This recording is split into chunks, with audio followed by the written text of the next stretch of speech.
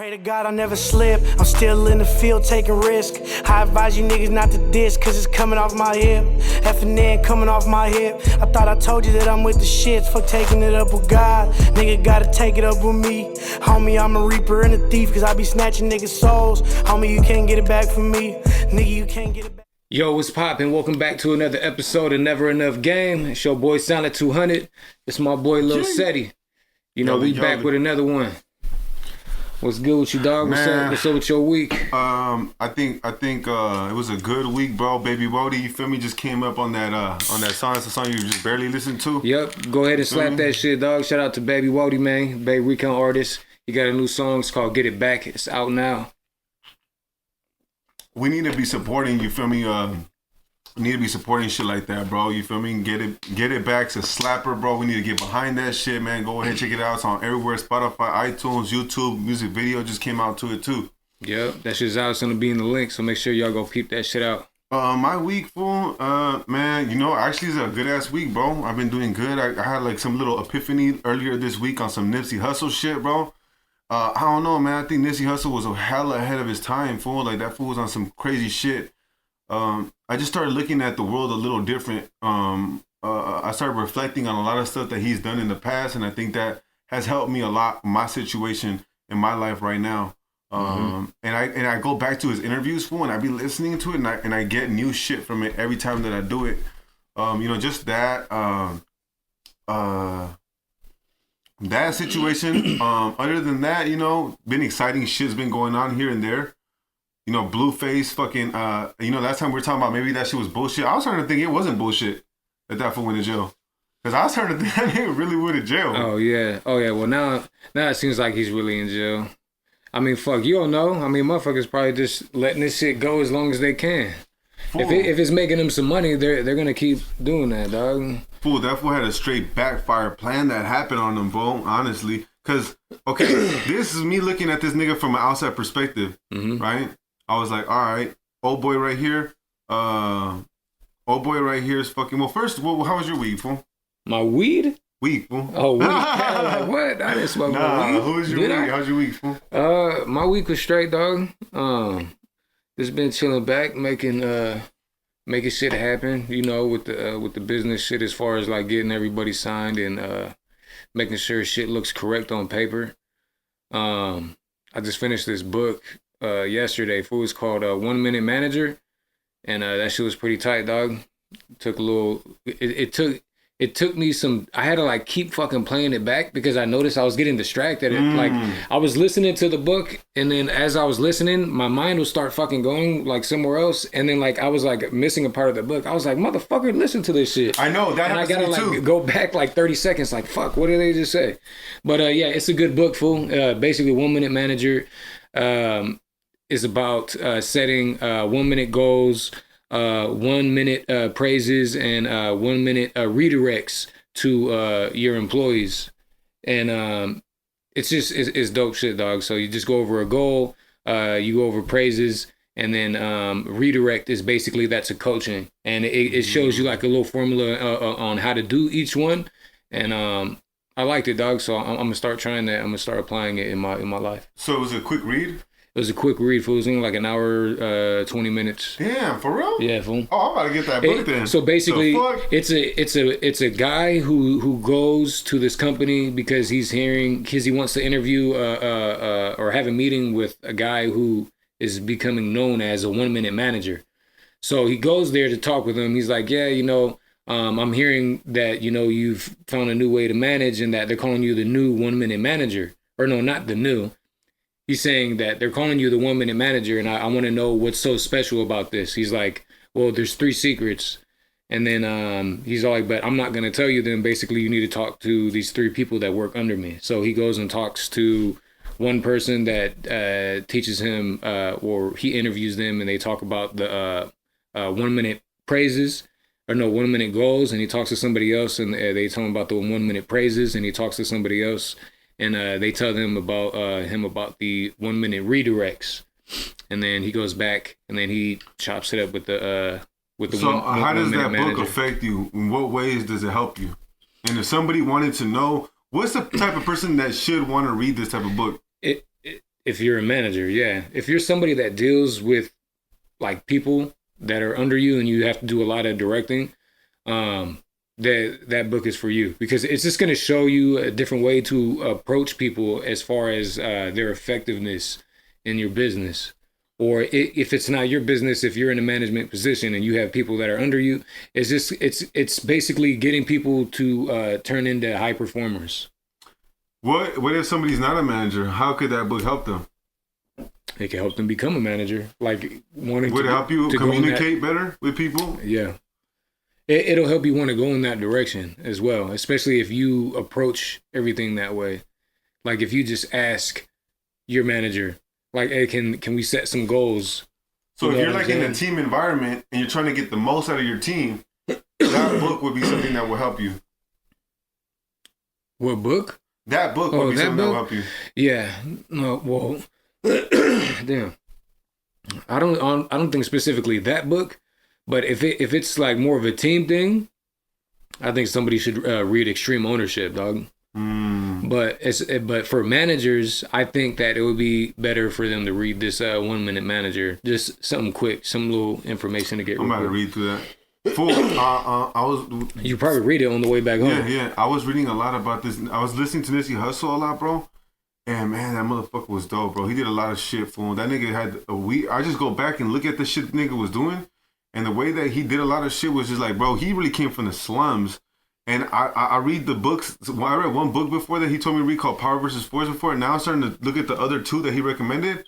I think I'm gonna start reading them because look, right now what I'm doing is I'm just trying to read hella sales books for the next for the next 2 years. I'm gonna try to read 25 sales books, 25 human nature books, and then another 25 books about finances, and another 25 I forgot the was. It's like a challenge that this fool did, and I want to take him up on the challenge. I've already been reading hella sales books, but there's this book that Nipsey Hussle recommended to read, and I forgot what it was, bro. It was like it was like a something about a man, like I forgot what the fuck it was, bro. See, now it's retarded because I have to look it up now because I already mentioned it. So motherfuckers gonna be like, what book is it? Let me see. All right, because I gotta plug that shit in here because I can't just be saying shit and then not fucking, you know what I'm saying? Fuck. And you know that fool had a book club, bro? Who? Nipsey Hussle. He had a book club where he would read shit. The Ways of the Superior Man. Oh, I guess that book, because it's like a way to things that you should know about yourself in order to move through life and not have non-negotiables, like things that you shouldn't negotiate for that will improve you as a man as you're moving forward. You feel me? That'll keep you. Sometimes you can't change certain things about yourself. You have to keep them. And it tells you which ones to do, and you have to create like creeds of you personally, like your personal creed, and you know what you stand for and shit like that. Mm-hmm. And I want to read the book because I feel like that, because that's how he felt. He had certain things where he wouldn't budge. Like he'll go into a room, a business meeting, dressed normally. You feel me? Like he wears dressed in the street without a suit. You know what I'm saying? Because he didn't want to compromise himself to be like other people. You know what I'm saying? And I want to go into that book and figure out what are those things, because that makes you unique. You know, and like he said, and another thing that really got to me is like, he didn't want to make music. He didn't want to make music in a competitive environment because he said it kills your creativity. So that's why he would be competitive in business and other things, and then he would leave rap or music just for creativity, because then it forces something natural to come out. You're not forcing it to come out. It just it's naturally gonna come out that way. Mm-hmm. And that's why I was like, damn, I was just peeping game on that fool when he did that shit. But what do you think about this fool fucking Lefty Gunplay, dog? Like since the last time that we talked about that fool, honestly, that motherfucker did some crazy. I don't know who that nigga is. I think it was Cash. What's that nigga's name? Cash King Cash or something like that. Yeah. That's his homie. I used to see his music flow back in the days. Like he was cool and shit. I think he was like, he got into like a beef with King Little G or something. Yeah. Yeah. But damn, that motherfucker's a good ass manager, dog. On mamas. Who? That fool's his manager. Oh, King Cash. King Cash is Lefty. Fool, this motherfucker went from just getting out of prison, going to indictment, going to this podcast, the other podcast. Now that motherfucker went to New York. Now he's on the phone with Mexican OT. He was just like, I'm like, damn, this motherfucker's on a crazy ass. He's on a crazy. He's in 300 studios. Fool. Honestly, that's hella dope to see, fool. Yeah. It's dope to see that one of like Raza is really like getting up there that quick because everybody's working together, fool. all the podcast runs that got him, they were usually all Raza podcasts, fool. And all our people, because look, it's cool when the Morenos got their love and they get their shit, but when we can put on one of our own like that, fool, yeah, that's just like, it's not been done like that. And people were saying, oh, I think he's the first essay to be in New York and da-da-da. Nah. I've been there, so I think I've seen who else. So a couple other fools that were there even before me, you feel me? I think Conejo had been in New York before too, and Capone, but that's not taking nothing from him, because I'm not gonna lie, that motherfucker really, like, if it'll feed this nigga to get up there, just run with it. You feel me? Because that nigga, he goes mainstream, bro. That's gonna be an open door for a lot of other people to get there, fool. Mm-hmm. And you know, a lot of the Morenos, when they're performing and shit, their fans are Raza, fool. That's all Raza is buying their music. And it's cool, but it's also good to see that we're supporting our own, bro. Because sometimes I see a lot of people just listening to Moreno music, but they never put their own fucking people on. You feel me? Yep. Like they'll rather do that than to put in, and the motherfucker might slap, but they'll just be like, nah, I don't want to put him on. And I don't know. Why do you think that is? Because motherfuckers are envious. You think so? Yeah. It's just, I don't know. It's just how it is. I don't say it's just. I don't know, dog. It's kind of hard to explain. It's like when sometimes some people would rather support others than people who are close to them. You know what I'm saying? I feel like that's true. And the reason that makes it true is because people don't want to support this person because they'll say, hey, he's Mexican. I'm Mexican. Why isn't that happening to me? Exactly. They don't have no excuse to make that reason by why is he coming up and I'm not? That's why whenever you get to somebody that it's like when motherfuckers hate people from their own city. Mm-hmm. Your own city sometimes. Well, look, I can't really say that about us, to be honest, because I mean, our homies really fuck with us right here. But I mean, like other people. Oh, but then you know you do have the like most rappers get killed in their city. You feel me? Yeah. So I mean that comes into play too. But I'm just saying, like with Lefty Gunplay, why do you think that didn't happen? I'm not sure, fool. I feel like that the way that he was rolled out worked very good in his favor, fool. So he started going on every single podcast. You know, he was on Blue Devil, right? He was on Hater World. He was on Mr. Criminal's podcast. Mm-hmm. He was on Adam 22 shit, and then he's like on some other podcasts that I never even heard of. So he's touching all the right platforms, and he's making music at the same time. I feel like that's just it's what's working right now, fool. I think and him just getting out. Him having a good story behind him, because people will listen to you more when they understand more about what you have been through. Mm-hmm. Besides you just coming out the blue and making some music, and they're just like, "Oh, this sounds cool," but like, who is this person? They want to root for you, yeah, because you nigga did 9 years in prison. But I feel like with Raza, especially like the homies, fool, there's always you can't please everybody, right? Nah, you don't have motherfuckers hating, dog. Someone's going, but I think with this fool right here. You can't please everybody, but he did the best to please. He touched all the bases because look at Swifty Blue when he was lightweight coming up, right? That nigga was doing video. He was dissing Northerners. The Northerners like fuck this nigga. Then he was being cool with the Northerners, trying to do something. And then the homies started to be like, man, fuck him. And then everything he did was controversial in a negative way. This motherfucker, I think, because maybe this is what I think. This fool was in prison for so long. When you're in prison that long. It molds you to be able to get along with a lot of people because if somebody doesn't like you, fool, they're probably something bad's gonna happen to you eventually. You know what I'm saying? Mm-hmm. So this fool knows how to move through a lot of people and make people be likable. You have to be likable. And then he probably was in there with a bunch of different people that maybe his enemies or something. You feel me? Mm-hmm. To the point that he got out. Now he knows what he should do. So I think the way he carried himself, it showed people a struggle. Right? His indictment podcast, it was a struggle. And people want to get behind that struggle because he sacrificed in there. Yeah. And if you were there, you sacrificed, people like, bro, you deserve that. You feel me? You deserve everything you got coming. Now, the second thing is, He didn't diss anybody. Remember they were trying to make him fight with Rowdy Rax and they were trying to make him diss. He wasn't on no hater shit. He even gave him his flowers. You can't hate on that, bro. I think that comes from that being in prison that long. You start to be like, you start seeing all the traps that everyone else falls in, the hatred. And he was away from the hatred. Instead of hating on him, he plugged him in. And he got Rowdy bumping a little more. You feel me? Yeah. So that's why I think like this nigga knows how to move from how he came up. You feel me? And then what happened? They tried to bait him into that Northerner topic. And then what did Swifty do? Swifty wanted to fuck with them, which cut off a lot of his support. Okay, up here. But then this fool was like, nah, I'm not gonna go that route.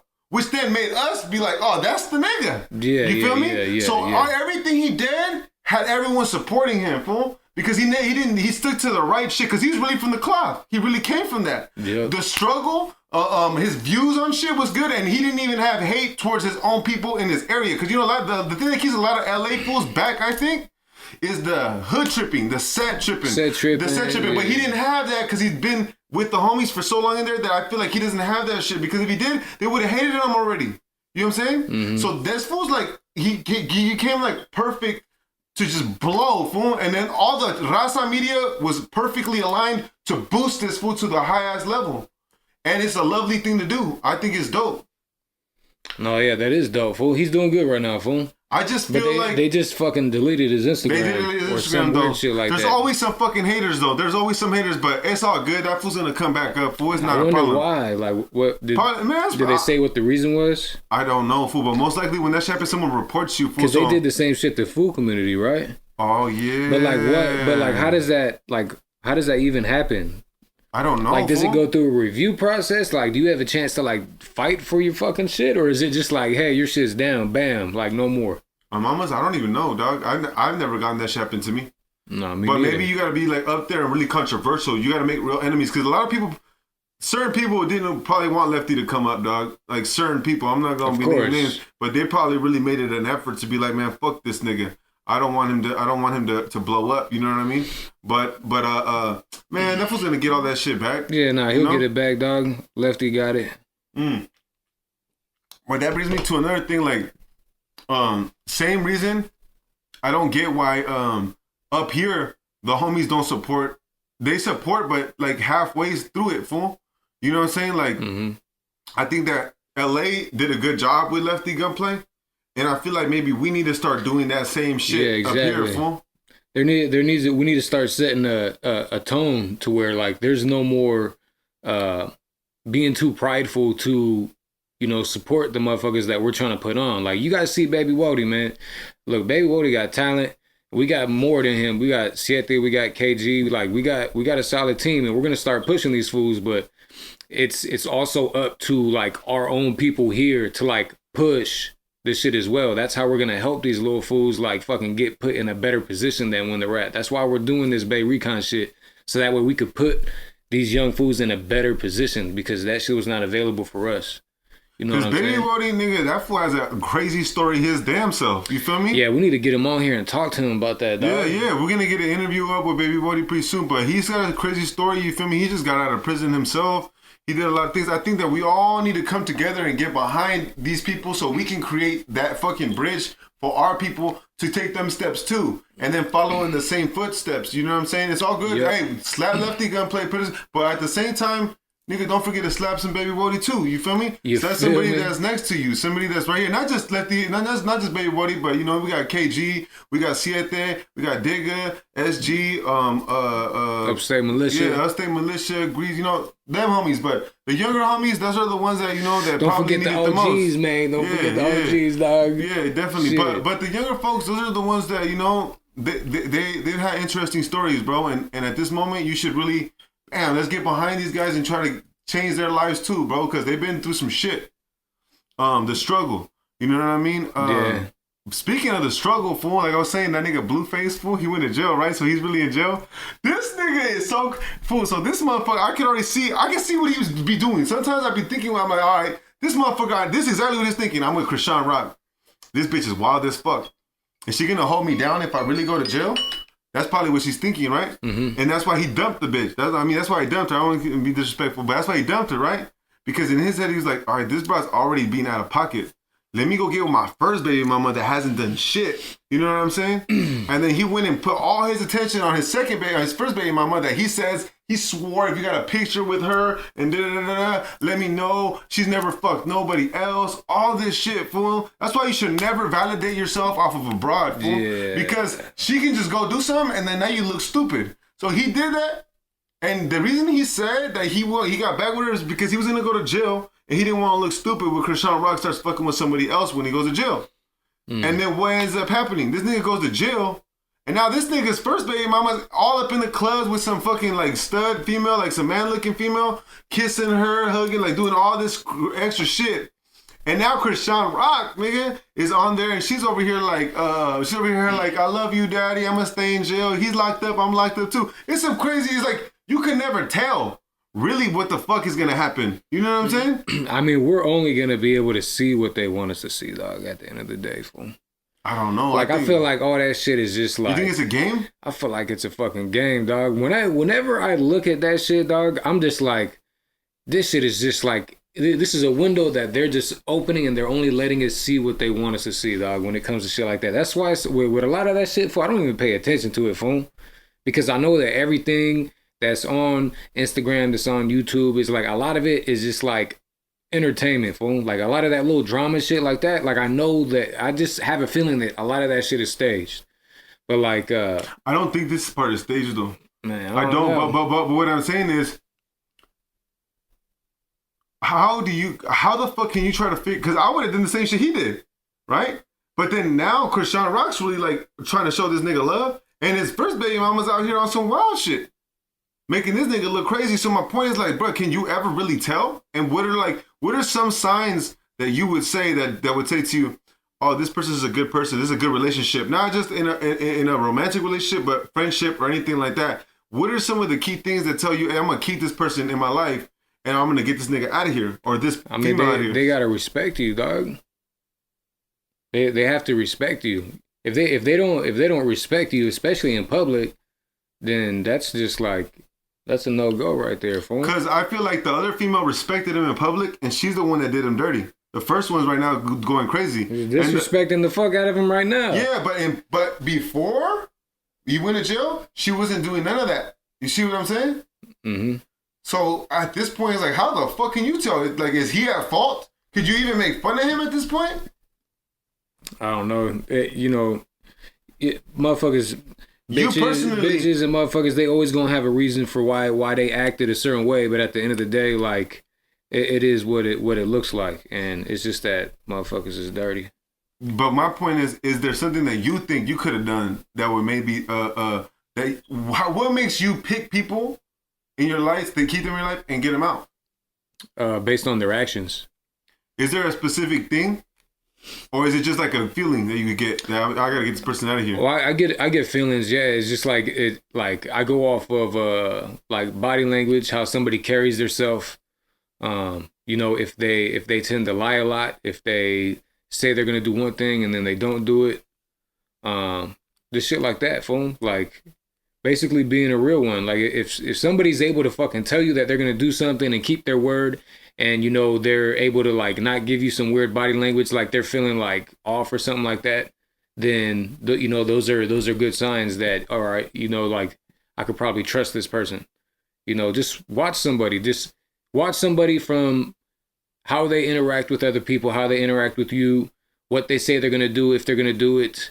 And just, that's how you tell if that's somebody you should be keeping around you. Because... motherfuckers can sit there and say like, yeah, I'm gonna do this and that and whoop whoop, and then like you see that they don't even do not one of the 5 things that they listed they're gonna do, dog. At what point do you cut somebody out of your life? I feel like you cut somebody off when they disrespect you, dog. I don't know. I've been disrespected a hell of times. And it depends the type of disrespect, but like I feel like somebody that does wrong and then apologizes and then does it again and then keeps doing that, then they should definitely just like get out of your life. Are you talking about personal relationship, romantic relationship, or business relationship? I think both. Those are different. No, I feel like that all falls in the same thing. In a business, if somebody keeps fucking up, right, and you give them a coaching and they keep fucking up, then eventually, like, look, I'm sorry, I'm gonna have to let you go because it's just not working out. You're not performing. But what if they're your coworker? You don't have that power. Oh, well then that's different. That's what I'm saying. It's different. Oh, coworker? I mean, shit, dog. I don't know. You probably gonna have to fucking tell him to go where the cameras are not at and beat his ass. No, I mean, look, really, for me, I guess it's different because if it's a business environment, bro, there's no feelings involved. You feel me? Yeah, if it's a business environment, if this person cannot, if I have a say so, if it's a coworker, I'm gonna just stay away from this dude. And if I can't do nothing about it, I'm gonna just stay away from him. But you really, have to work with him. Yeah, but really though, honestly, you might end up beating his ass. Like, I ain't gonna lie to you. Like, if I'm a coworker, if I'm working with somebody, I've had coworkers where I would be like, man, I just want to whip this nigga's ass. I want to wait till he goes to the parking lot, and then that's some sick shit, right? Yeah. But in a boss position, you can't be putting your hands on people. No, you can't do that, dog. No. So then I guess you'd let the guy go. But I think at that point, you cannot, you can't keep people based on feelings, bro. It's your job as a boss to keep this shit going forward, and you owe it to everybody else to keep your shit straight. So you have to have responsibilities, and if this person's not meeting up to your standards, then you gotta let them go, right? Yeah, there's no feelings. Yeah, that's business. Now, friendship? Yeah, friendship. That's where I give somebody a little bit more chances, fool. I do. Because friends, sometimes they go through shit. They're not perfect, fool. Yeah. Sometimes you got people that are on drugs, or they're doing really bad. They're not 100%, right in their mind sometimes. Or sometimes the motherfuckers are human beings that just get mad. So at that point, man, what would I honestly, I don't know. But I guess that would be my friend still, and I would fuck with him. The fuck? That's not me. Oh. My turn. I guess that I would probably tell somebody to, nowadays, in a friendship level, bro, to be honest with you, if we're not doing something together, I probably don't even see you, fool. Mm-hmm. I don't see you often, fool. And if we're not doing something to where it's like a lion, fool. Like, lions run in packs because they're all trying to do the same thing. They're all trying to get this buffalo down. They're all, everybody that you're with as you get older, that's how it is. And if you're not helping me move forward in what I'm trying to do, mm-hmm. then I guess we're gonna fall apart. So it's really about how likely are we, right? Romantically, for me to stop fucking with somebody, man, for me, honestly, I'll cut somebody off real quick. Cheating. For me, it's really just like romantically, like where I would cut somebody off is. We got to wrap this up in a minute too. I'll cut a motherfucker off quick. Yeah, nah. I mean, just in general, we're gonna touch on that subject again. But look, man, that's all we got for this episode. It's gonna be a short one. Go ahead and slap "Get It Back" by Baby Wode. You already know what it is. Hey, get yourself some burning hoodies, man. Link in the bio, cuz. Yeet. Bam, we'll see you on the next one. Pray to God I never slip, I'm still in the field taking risk. I advise you niggas not to diss, cause it's coming off my hip. F&N coming off my hip. I thought I told you that I'm with the shits, fuck taking it up with God. Nigga gotta take it up with me. Homie, I'm a reaper and a thief, cause I be snatching niggas' souls. Homie, you can't get it back from me. Nigga, you can't get it back.